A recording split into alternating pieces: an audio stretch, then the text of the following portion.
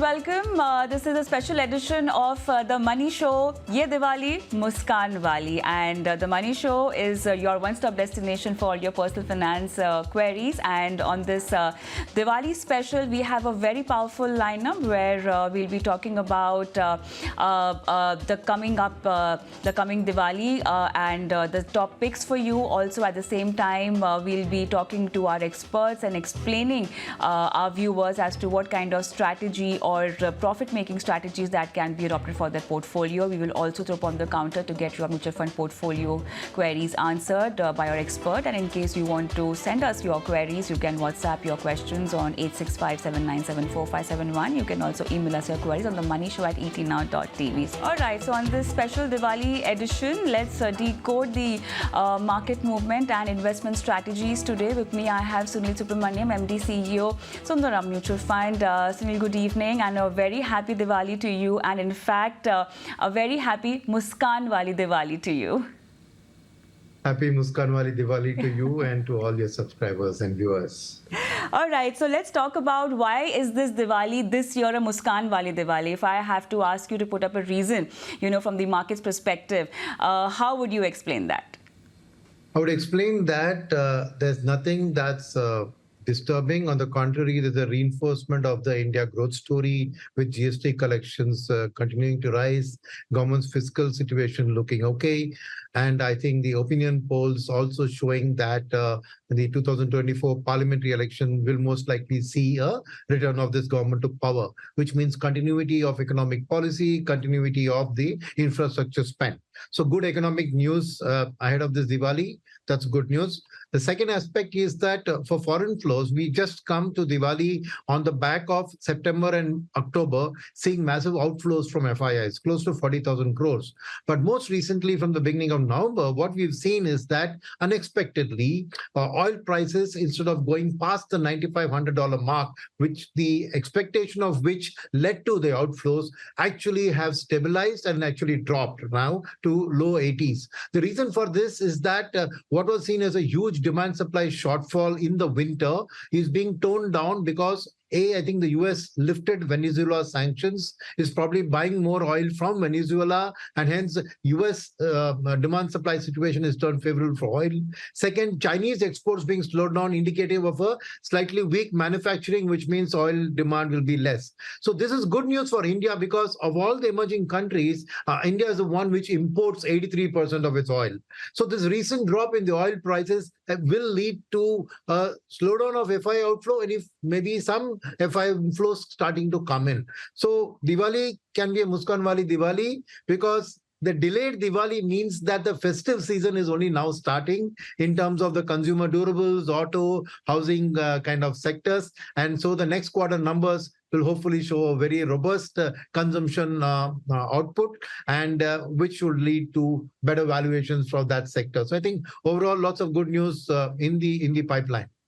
But then as far as global macros are concerned, and if we talk about the geopolitical tensions also, you don't think that's going to be a headwind for us? See, it's a headwind overall for flows, but I'll tell you what's been happening is that there is enough liquidity in the world which seeks the best haven. Right now, you see, from an uncertain period, obviously in the Gulf and the Middle East, you will see people hesitating to put the flows there. China is going through a kind of a slowdown phase. So whatever little money is coming into emerging markets, still look at India as a shining star. So I think that our relative growth, even in this time of uncertainty, India is going through a period of strong economic growth, gives a comfort. So I think long-term FII money, which seeks growth in over a 10 to 15-year period, is continuing to invest even through this period. So even the outflows that I mentioned, about 30 to 40,000 crores, was net of this. Actual outflows would have been 60,000, but long-term investors would have been putting back. So I think that for a long-term investor, these short-term corrections are actually buying opportunity. And I think none of this news is disturbing our long-term growth story. It's important to remain in mind that there's $28 trillion of liquidity in the world, of which around 8 to 9 trillion is in the US. All of it will seek good havens to invest. And for a long-term investor, short-term correction is a buying opportunity. So I think that one shouldn't forget that. and then think that the entire FII is short-term and hence sways according to the global uncertainties, Fed rate hikes, dollar strengthening and all of it. There is long-term capital which seeks the best long-term return. And there I think there's no competition to India. Sunil, let's also go back to, from last Diwali to this Diwali, from Samvat to Samvat. What kind of investment instrument has given the maximum return if you have to just analyze the entire trend? Obviously, small cap mutual funds, small cap stocks have given the best returns, right? What is the reason for that also you must understand is that in the last Samvat, right, there were people saying that equities is not the best market. Debt market will give you 8% return and equities may or may not give you. So I think there was coming off that period of when people were unsure.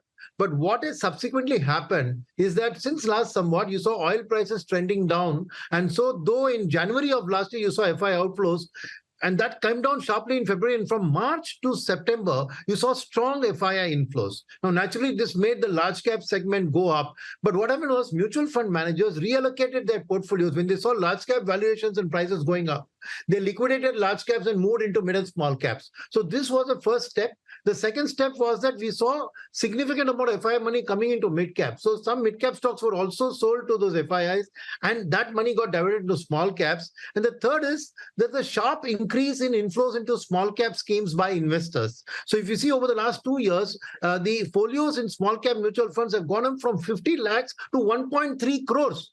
So it's almost 2.5 times growth. So all that small cap money, right? And today, if you see the SIP book, which has also gone up to 16,000 crore, I did an analysis and I found that 30% of SIP book is coming to small and mid-cap schemes, and another 30% is into multi-cap schemes. So 60% of the money has the ability to buy small and mid-caps. So hence, this flow of liquidity into this has made it that I think that small caps have become the best performing, mid-caps the next, and then large caps. At the same time, the global political uncertainty, as you would have noticed, has made a recent rise in the price of gold, because gold gets correlated to political uncertainty and wars. So I think these are the best asset classes in the last Samvat. Ahead, Sunil, do you think it's time to rebalance your portfolio and maybe go a little heavy towards large cap? If at all you are heavy on mid and small cap, maybe you can book profit and transfer that money to large cap. How should we reshuffle our portfolio entering in the new Samvat? So I would categorize this as a high-risk investor and a moderate investor, right, and a short-term investor and a long-term investor. Mm-hmm. A high-risk short-term investor, yes, he should book profits and do that because he's taken on the risk, he's got the reward, and he's got to reallocate. But a moderate investor should continue, because hopefully the moderate investor could have come through the SIP route, and I don't see him to do anything. In fact, if he can double his SIP over the next 6 months, that will be very good from a cost averaging. If you now look at the other space, that a normal investor, right, who is comfortable with the moderate risk, but is for the long term, then I would say that there's no need to rebalance your portfolio, because going by the statistics I just said, obviously investors have increased their allocation to small cap funds. As long as they have an outlook of 5 years, right, the Indian economy is just going through a strong business cycle. We're coming out from the lows of COVID, and for the next 5 to 7 years, I see a strong business cycle. And what I've observed is that whenever the business cycle is strong, small cap funds give better returns than mid cap, which gives better than large cap. But you've got to wait for that period of 5 years. So for a long-term investor, I suspect you've already been allocating more to SIP, so through SIPs into small cap and mid cap. No need to change anything. Stick with your investment plan. No need to book profit and reshuffle. So it's your time frame in mind. If your 6-month outlook, you should first of all not be in the equity markets, right? You should have at least a longer term outlook to be in the equity markets. So hurried rebalancing is not necessary at this stage. Looking at the growing business outlook, Sunil, where and how is your AMC shopping? What is the shopping list like? See, basically, obviously, an AMC has to keep a blend of safety versus high risk, high reward, right? So for us, first of all, the overall outlook is to be strongly focused on the domestic economy, because the world is inevitably going through a slowdown, but India is on the rising trend. So allocation-wise, that we would keep a strong focus on domestic economy. Within the domestic economy, our safety sector would be banking and financial services. right? But our growth sector, I would say, if you have a period of 3 years in time frame, consumption, especially discretionary consumption, we see as the growth phase. But if you have a slightly longer outlook of 5 years plus, then infra, capital goods, cement, building materials, and those kind of economy. So I would roughly split my portfolio in this sense, have a core banking, financial services support, which is 30 to 40% of the portfolio, another 30 to 40% on discretionary, which I can rebalance in the 3 years, and then another long-term component, which is essentially the infra-related capital goods sector. That's the way I would roughly be splitting our portfolio, because ultimately we want to deliver wealth creation to the investor over a 5-year period.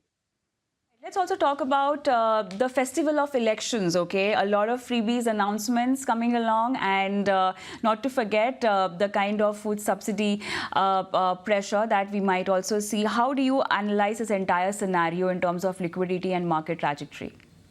So two things. So first is that normally when this kind of spend occurs, the first worry is about the fiscal deficit. Sure. I think given the strong GST collections and the strong, I think the dividend that both RBI and the PSUs will give to the government, we are fairly comfortable on the fiscal situation. So I think the government has room to spend on these government consumption, which is direct benefit transfers and food subsidies and fertilizer subsidies. So I think that's number one. There is room to do that.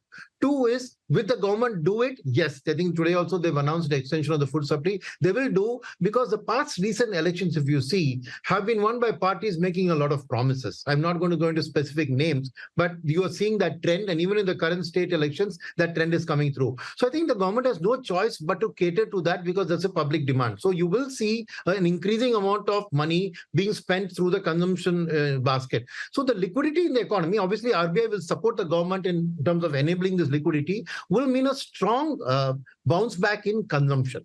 It starts with the festival season when EMI-laden purchase of durables will start. But in the coming months, with the money in the hands of the poor and the lower middle class, I think the lower level consumption. See, one important thing in the consumption story so far is that the premium segments, that is cars above 7 lakhs, big houses, right, have been selling very well. But the lower end, other affordable housing or an entry level car has not picked up, and there is especially the rural demand. So I think with this election-related spending happening both by the central government and the opposition parties which are in power in the states, you will see that the bottom of the pyramid getting a lot of money. And I think low-end consumption, with what I mentioned, plus FMCG, will get a boost. So overall consumption, I think, will get a boost in a pre-election, which could lead that in the January numbers which come out on earnings, you will see very good growth numbers, which would help market have another leg up in the rally. And for all you know, we are headed for a pre-election high before the May parliamentary election in the markets. Let's also analyze the SIP trend. Okay, earlier, if we have to compare the lump sum trend and SIP trend, lump sum used to be on the heavier side. Now that trajectory has changed. Going forward, how do you think the SIP trend, do you think it's going to strengthen even further? And also, what's the reason behind the lump sum trend going down? So two things here. The SIP trend, I think, has been largely, I would credit the mutual fund distribution community, which has realized that there is a lot of gain in the market, right? As I showed you, small caps have been gaining, but they're also conscious that in the long term, the investors are very, very prone to reacting to volatility. So in order to protect the investors from getting exposure where you put in your 10 rupees and then suddenly goes to 8 rupees, they have been recommending the SIP as a preferred mode to lump sum to all investors, especially new investors coming into the market. So this strong drive by the MFDs, I think, has contributed to the SIP book going up and the lump sum sales being shifted into a kind of an SIP kind of a mode, which I think is very good, because the recent volatility would have actually helped the SIP installments get larger number of units, and is a better longer-term returns from rupee cost averaging. Now, you mentioned about lump sums coming down. So one reason is the shifting of lump sum to SIP. The second is there is also profit booking happening, because people who have waited patiently for the last 3 to 4 years have seen a phenomenal run-up, right? And so the high-end consumption I mentioned, right? I talked about 7 lakh plus cars and bigger houses. To get the margin money for that, people have to find the money, right? So I think there's some amount of profit booking which has helped to meet their 30% 50% of the home loan or whatever they want to buy as consumer durable or anything, to do that. So I think there has been a reallocation of the profits from the equity markets into high-end discretionary consumption, which accounts for partly for the net new cash in lump sum being kind of negative, right? So the third thing which is happening here is that when you look at the behavior of the consumer, right, since they have now expose themselves more to the small and mid cap segment, as I said 30% has come into that. The future experience of the investor will be very good, and enhancing marketing SIPs to that same community and expanding it will gain strength. So next somewhat from 16,000 crores, I would not be surprised if the SIP numbers are in excess of 20,000 crores per month. All right, I think that will be all. Thank you so much for being a part of this very special edition today, Sunil, and again, wish you a very happy Diwali. Thank you so much. Thank you. Happy Diwali to all. On that note, let's slip into a quick break, but then post that, let's get our viewers connected on the show, and to answer their queries, we'll be joined by Pankaj Matpal after this break.